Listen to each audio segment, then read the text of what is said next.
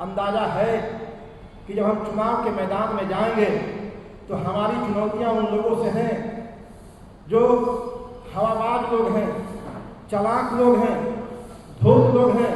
और भारतीय जनता पार्टी ढिंढोरा पीटती है और कहती है कि हम जो है गरीबों को ही तैसी हैं, लेकिन 65% आरक्षण भारतीय जनता पार्टी क्यों नहीं देना चाहती है।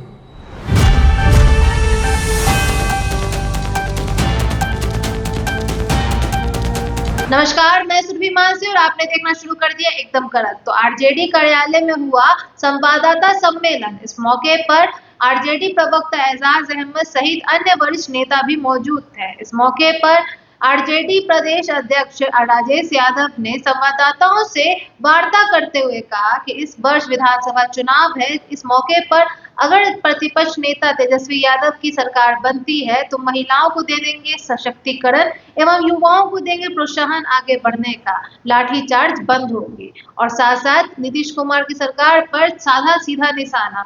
क्या क्या कहा उन्होंने, आइए जानते हैं। मैं राजेश यादव,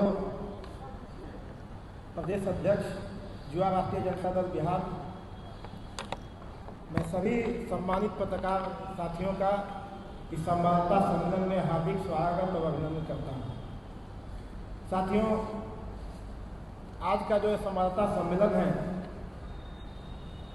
युवा राष्ट्रीय जनता दल के प्रदेश अध्यक्ष की हैसियत से मैं कुछ बातें आपके सामने आपके माध्यम से जनता के बीच में रखना चाहता हूँ कि 2025 का विधानसभा चुनाव शुरू होने वाला है और हमारे आदरणीय नेता तेजस्वी प्रसाद यादव जी ने जो 14 करोड़ बिहारवासियों की बेबसी है, गरीबी है, बेरोजगारी है, उसको निजात दिलाने के लिए, उससे छुटकारा पाने के लिए उन्होंने संकल्प लिया है।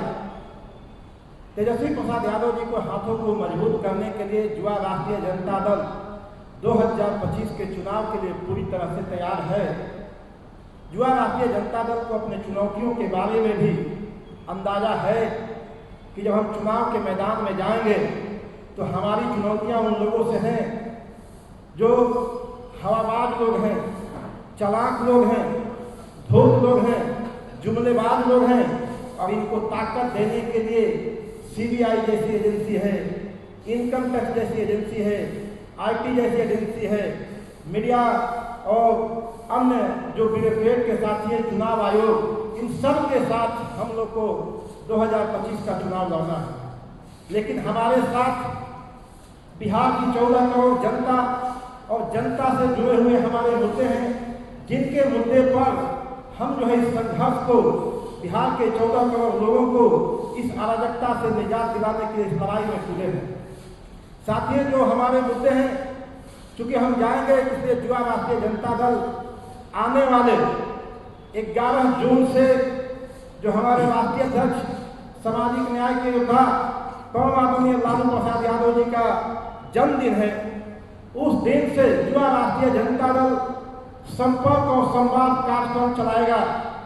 और संपर्क और संवाद कार्यक्रम में हमारे 4 मुख्य एजेंडे हैं, जिस पर हम लोगों के बीच में जाएंगे, हमारे युवा साथी जाएंगे और मैन टू मैन मिलेंगे और लोगों को बताएंगे कि इस सरकार से छुटकारा, क्योंकि भारतीय जनता पार्टी की जो हवाबाजी है, जो धोखेबाजी है, उनसे हमको लड़ना है, उनके चालबाजियों से लड़ना है, उनके जुमलेबाजियों से लड़ना है।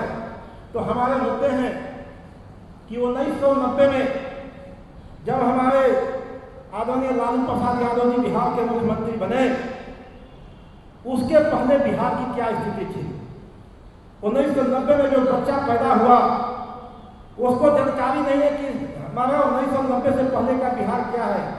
तो 1990 के बाद जो बच्चे पैदा हुए हैं, जो नौजवान हैं, उनको हम बताएंगे कि जब लालू प्रसाद यादव जी को सत्ता चलाने का समय मिला तो कैसा बिहार मिला था।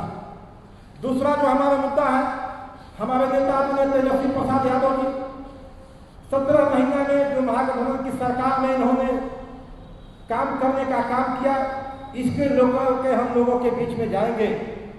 तीसरा हमारा मुद्दा है कि जो हमारे नेता जब 2025 में बिहार के मुख्यमंत्री बनेंगे तो जो उन्होंने वादा किया है, चाहे महिलाओं के लिए वादा किया हो या नौजवानों के लिए युवा आयोग बनाने की बात की हो या 500 में गैस सिलेंडर देने की बात के इन सारे मुद्दों को लेकर के हम लोगों के बीच में जाएंगे।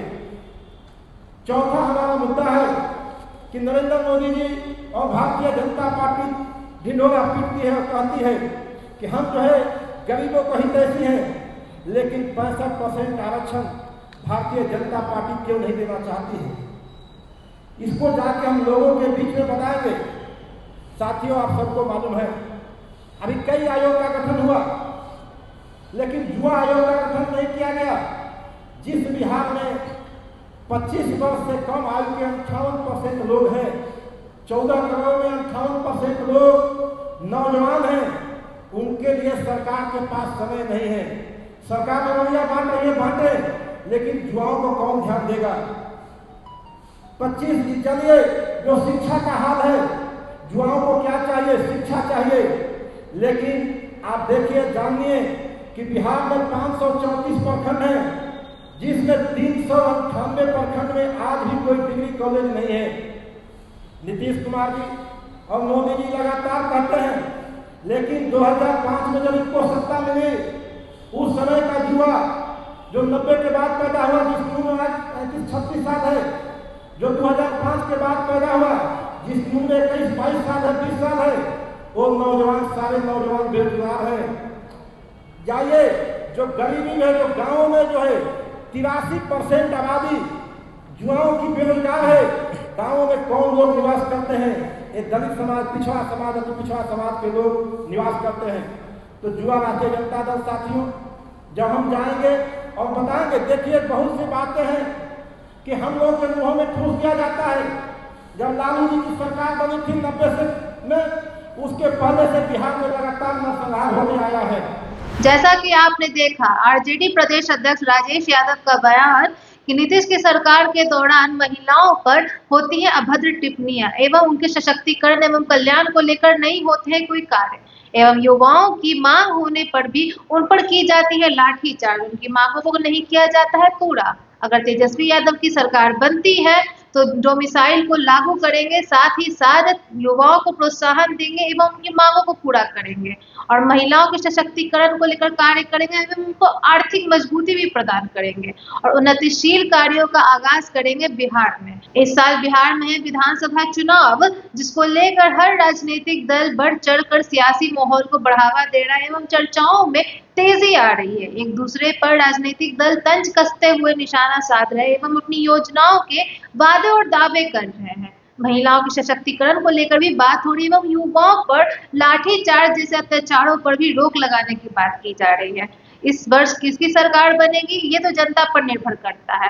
आप किसे विधानसभा चुनाव में जीतते हुए देखना चाहते हैं, कमेंट बॉक्स में हमें साझा करें और ऐसी अपडेट्स के लिए बने रहें एकदम कड़क के साथ। सब्सक्राइब करें, बेल आइकन प्रेस करना ना भूलें ताकि आपसे कोई भी अपडेट मिस ना हो जाए। एकदम कड़क देखने के लिए धन्यवाद।